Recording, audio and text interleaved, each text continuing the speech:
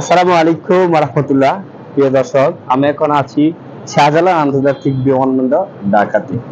এই সাধারণ সরল সোজা মানুষগুলো কিন্তু এই বাংলাদেশকে মাতৃভূমিটাকে ত্যাগ করে তারা বাহিরে প্রবাসী হয়ে তারা কিন্তু রেমিটেন্স দিয়ে আমাদের জন্য পাঠাচ্ছে।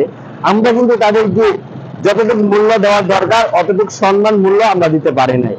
তারা কিন্তু অনেক পরিশ্রম করে, এই পরিশ্রমের টাকা দিয়ে কিন্তু আমার বাংলাদেশ এত উন্নয়ন এত কিছু হতে পারছে।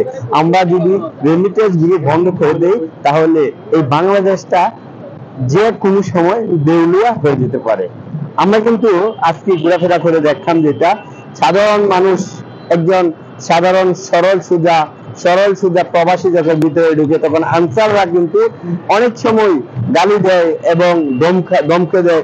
একজন যদি না বুঝে তার কাছ থেকে কিন্তু জেনে নেওয়ার জন্যই তারা বলে, ভাই এই কাউন্টারটা কোন দিকে, ভাই এই কাজটা করব, এটা কোন দিকে যাবো ভাই। কিন্তু বিরক্তিহীন হয়ে এই আনসার গুলো যারা আছে তারা কিন্তু অনেক সময় কিন্তু কুদা এবং গালি দেয়, তারা বাসায় গালি দেয়।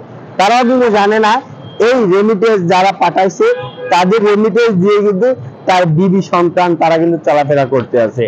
আমাদের দায়িত্ব এই বিষয়টা তুলে ধরার এবং আপনাদের দায়িত্ব হলো এটা প্রচার করা এবং সরকারের কাছে অনুরোধ জানায় সরকারি ভাবে যারা এই প্রবাসী আছে তাদেরকে একটু বাধা দেওয়ার ব্যবস্থা করা।